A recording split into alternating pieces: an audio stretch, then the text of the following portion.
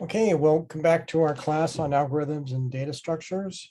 We have just completed the first, what I would say is a major area in terms of a algorithmic approach, and that is dealing with bags. We talked about bags, bag implementation using arrays and linked data. We then talked about efficiency of algorithms, so it's sort of going to be helpful as we move through a lot more different types of algorithmic approaches. And so the next thing that we're going to be talking about is stacks. So we'll describe the ADT stack and provide several examples of its being used. And so here is a listing of the contents. And so we'll talk about the specifications of an ADT stack, some of the different methods that are what that's all about. We'll talk about using a stack to process algebraic expressions. And so we're going to be talking about two different ways of having algebraic expressions, what's called the infix versus the postfix. And then we'll do some more detailed evaluations how to evaluate those. We'll talk about the program stack, and then finally we'll talk about the Java class library. So in everyday life, a stack is a familiar thing. You might see a stack of books on your desk, a stack of dishes in the cafeteria, a stack of towels in the linen closet, or a stack of boxes in the attic. When you add an item to a stack, you place it on top of the stack. When you remove an item, you take it from the topmost one. Topmost item is the last one that was added to the stack. So when you remove an item, you remove the item added most recently. That is, the last item added to the stack is the first one removed. In spite of our examples of the stack, everyday life usually doesn't follow this last in, first out, or LIFO behavior. Although the employee hired most recently is often the first one fired during a layoff, we live in a first come, first served society in a computer society world. However, last in, first out is exactly the behavior required by many important algorithms. These algorithms often use the abstract data type stack, whereas in an ADT that exhibits a last in, first out behavior. For example, a compiler uses a stack to interrupt the meaning of an algebraic expression, and a runtime environment uses a stack when executing a recursive method. So we'll describe the ADT stack and provide examples of it being used. So here are some specifications of the ADT stack. So the ADT stack organizes entries according to the order in which they were added. All additions are to the one at end of the stack called the top entry, that is the top of the entry at the top is the entry at the top is thus the newest item among the items currently in the stack. And this is shown in the figure in the chart. And it shows some stacks that we should be familiar with, whether it be stacking books or bowls or gifts, probably some things that you've seen. And so here are the specifications of an ADT stack. And so you're seeing the different methods and the different ways that you can be listening that in pseudocode, which would be similar to what you would have in Java, the UML, and then a description. So the ADT stack organizes the entries according to the order in which they were added. All additions are to one end of the stack called the top entry, that is the entry at the top, is thus the newest, as we're shown in the figure, and now we're showing in the table. The stack restricts access to the entries. A client can look at or remove only the top entry. The only way to look at an entry that is not on the top of the stack is to repeatedly remove items from the stack until the desired item reaches the top. If you were to remove all of the stacked entries one by one, you would get them in reverse chronological order, beginning with the most recent and ending with the first item added to the stack. The operation that adds an entry to a stack is traditionally called push. The remove operation is pop. The operation that retrieves the top entry without removing it is called peek. Typically, you cannot search a stack for a particular entry. The following specification defines a set of operations for the ADT stack. So what about some of the design decisions that we might have? What should pop and peek do when the stack is empty? The client really should not call methods such as pop and peek that attempt to remove or retrieve entries from a collection when it is empty. Even so, these methods must behave reasonably in this case. So we consider three possible actions. So assume that the ADT is non-empty, return null, or throw an exception. So assuming that the selection is not empty, that is an honorable, that is honor a precondition making the assumption to return null, throw that there would not be something that was empty. Otherwise, if you did, you could return a null or throw an exception. And like we were mentioning in the last chart, you'd have to figure out what exception type you would want to throw. So here is a listing for the interface. Okay, you'll start to get familiar with these different flavors of what we do. So that the interface specifies a stack of objects, a generic type T, which represents any class type as the data type of the item in the stack. Note that the empty stack exception is a runtime exception that is in the package java.util of the Java class library.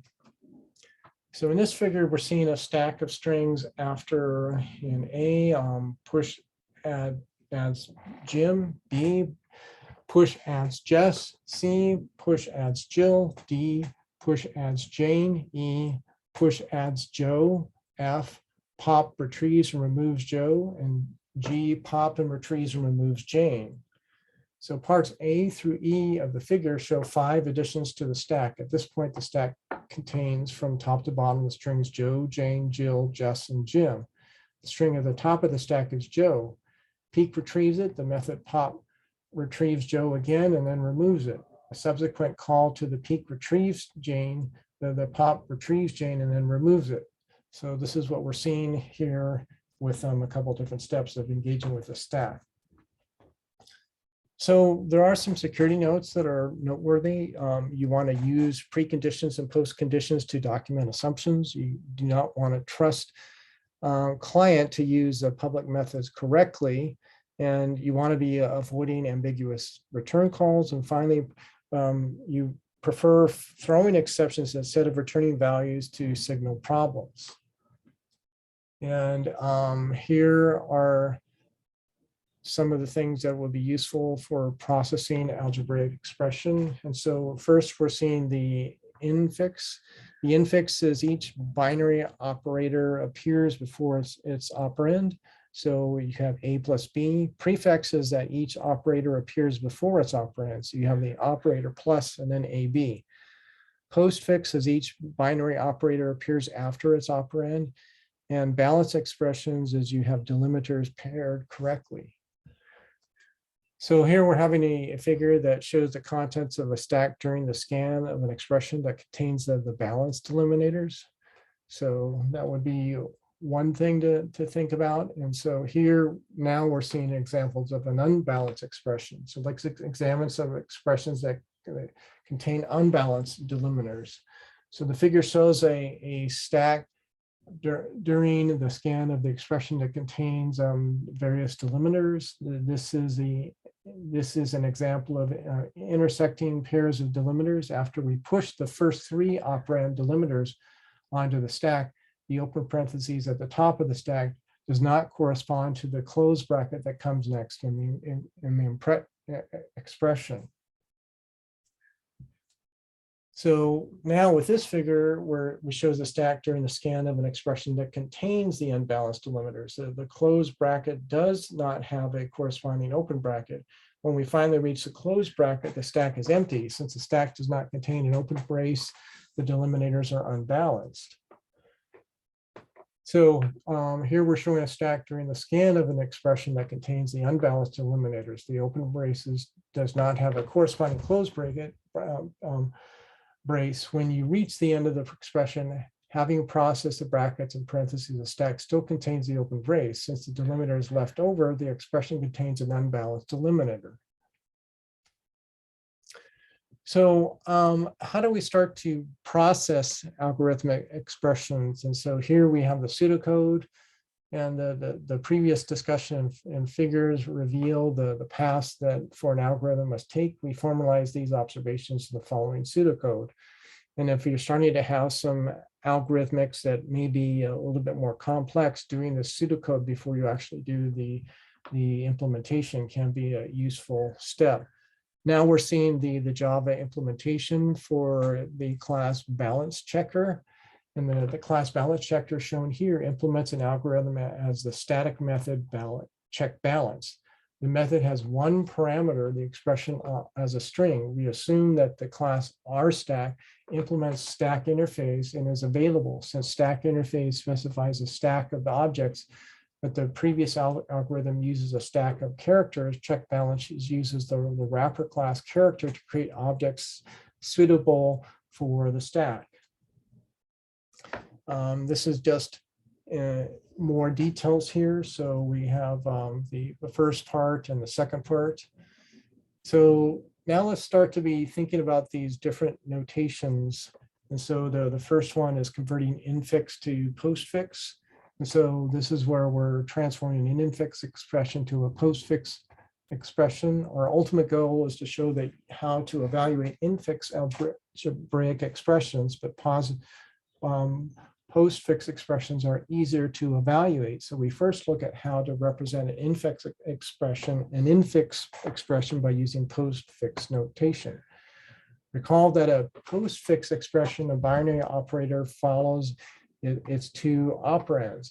Here are a few examples of infix expressions and the corresponding postfix expressions. We're seeing some of those in the diagram here. Notice that the order of the operands A, B, and C in an infix expression are the same in the corresponding postfix expression. However, the order of the operands might change.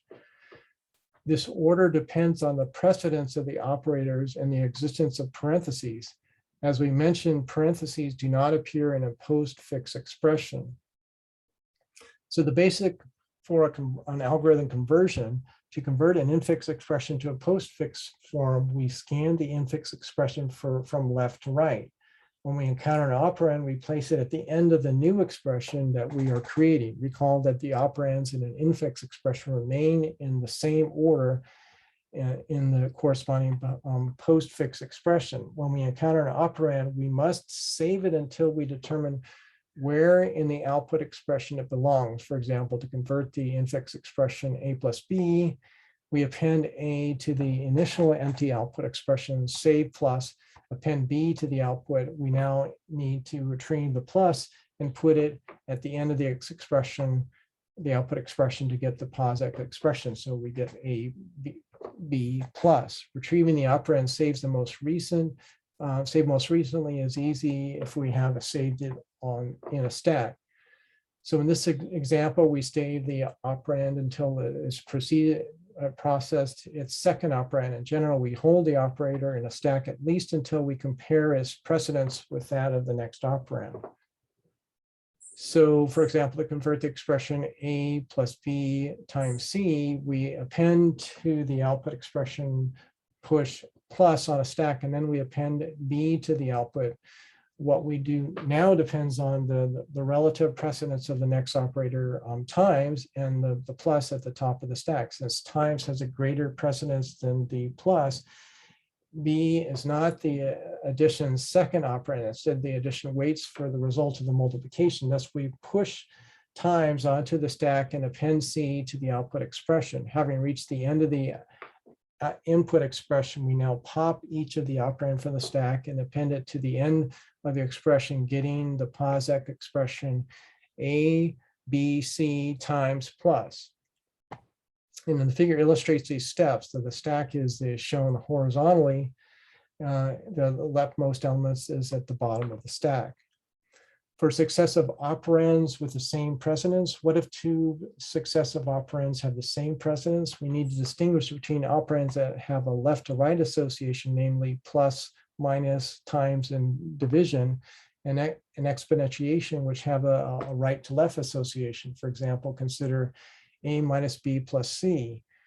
When we encounter the plus, the stack will contain the operand minus, and the incomplete POSIX expression will be AB. The subtraction operation belongs to the operands A and B, so we pop the stack and append minus to the end of the expression AB. Since the stack is empty, we push the plus onto the stack. We then append C to the rest, and finally we pop the stack and append the plus. The result is A, B minus C plus. So, and in the figure we're showing that as well. So for the infix to POSFix algorithm, and so we'll be getting into this in the next handful of charts. And so we talked about this in words. So we have an algorithm that encompasses the previous observation about the conversion process. And for simplicity, all operands in our expressions are single letter variables is what we're trying to use. And so here is the conversion. So to convert an infix expression to POSIX form, we take the following actions according to the symbols we encounter and process the infix expression from left to right. Here is the algorithm in pseudocode. So we have that. And we went through that in a couple of different ways, so I won't dwell on that pseudocode for now. What about evaluating postfix expressions? And evaluating a postfix expression that uses the operands plus, minus, times, division, and exponential to indicate addition, subtraction, multiplication, division, and exponentiation. Evaluating a postfix expression requires no rules of operator precedence, since the order of its operands and operators and operands dictate the order of the operations. Additionally, a postfix expression contains no parentheses to complete the evaluations. As we scan the postfix expression, we must save operands until we find the operators that apply to them. For example, to evaluate the postfix expression AB divide, we locate the variable AB and save their values. When we identify the operand divide, its second operand is the most recent saved value, that is B's value. But the second saved value before that A is the operand's first operand. Storing values in a stack enables us to access the necessary operands for an operator. So here we're doing an evaluation for an infix expression. So in this figure, it traces the evaluation of B divided when A is 2 and B is 4. The result of 0 assumes integer division. Finding the value of a variable is not an easy task, but we will not explore the details in this book. Now consider the postfix expression A, B plus C divide, where A is 2, B is 4, and C is 3. The expression corresponds to the infix expression A plus B parentheses divided by C. So the value should be 2. After finding the variable A, we push its value to 2 onto a stack. Likewise, we push B's value 4 onto the stack. The plus operator is next, so we pop 2 values from the stack, add them, push their sum on sum 6 onto the stack. Notice that this sum will be the first operand of the division operator. The variable C is next in the postfix expression, so we push its value 3 onto the stack. Finally, we encounter the operator divide, so we pop 2 values from the stack and form the quotient 6 divided by 3. We push the result onto the stack. We are at the end of the expression, so one value 2 is in the stack. The value is the value of the expression, and so in the figure it traces the evaluation of the postfix expression. So thinking a little bit more about evaluating infix expressions. So to evaluate an infix expression that uses the operands plus, minus, times, division, and exponentiation. So using the 2 algorithms that we have talked about before, we could evaluate an infix expression by converting it to an equivalent postfix expression and then evaluating it. We can save some intermediate work, however, by combining the two algorithms into one that evaluates an infix expression directly by using two stacks. This combines algorithms algorithm maintains a stack of operators according to the algorithm that converts an infix expression to the postfix form. But instead of appending operands to the end of an expression, the new algorithm pushes the values of an operand onto a second stack according to the algorithm that evaluates a postfix expression. So if we consider an infix expression A plus B times C, where A is 2, B is 3, and C is 4, the expression value is 14. To compute the result, we push the value of the variables A onto the stack of values, push plus onto the stack of operands, and then push the value of B onto the stack of values. Since times has a higher precedence than the plus at the top of the operand stack, we push it onto the stack. Finally, we push the value of C onto the stack of values. In the figure, it shows the state of the two stacks at this point. We now pop the operator stack and get the multiplication. We get the operand second and first operands respectively by popping the stack of the value twice. After computing the product of 3 times 4, we push the result 12 onto the stack of values. And then in the figure B, it shows we see this in a similar fashion. We pop the operator stack once and the value stack twice, compute 2 plus 12 and push the result on 14 onto the stack of the values. Since the operator stack is now empty, the value of the expression 14 is at the top of the stack of the value. And so in C, we show the final steps and the result. So here is the algorithm to evaluate an infix expression. And so you should recognize some aspects of the logic from the previous algorithms that we spoke about. Here's the rest of the algorithm. And so let's just spend a little bit of time talking about the program stack and the application. When a program executes, a special location called the program counter references the current instruction. The program counter might be part of an actual computer, or in this case of Java, part of a virtual computer. To maintain computer independence, Java code runs a virtual computer called the Java virtual machine. When a method is called, the program's runtime environment creates an object called an activation record or frame for the method.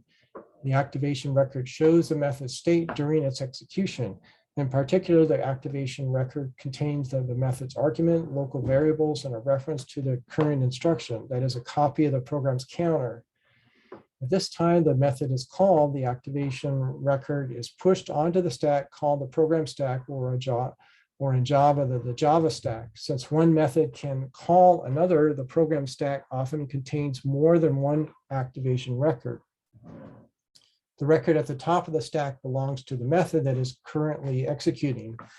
The record just beneath the top record belongs to the method that called the current method, and so on.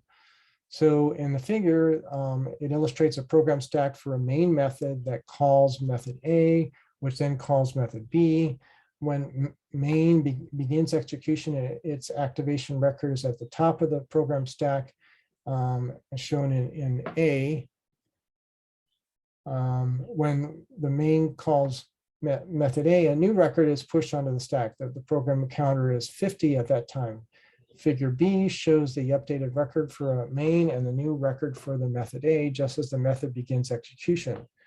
When method A calls method B, the program counter is 120. A new activation record is pushed onto the stack. And then in figure C, it shows the unchanged record for main, the updated record for method A, and the new record for method B, just as it begins execution. Okay, here is the Java class library, the class stack. And so the Java class library contains the class stack, which is an implementation of the ADT stack within the package java.util. This class has only one constructor, a default constructor that creates an empty stack. In addition, the following 4 methods in the class are similar to methods in our stack interface. We have highlighted where they differ from our methods. Stack also defines methods that enable you to search or traverse the entities in the stack, as well as other methods not supported by a traditional stack ADT. Okay, well, that's going to end our lecture. Thank you very much.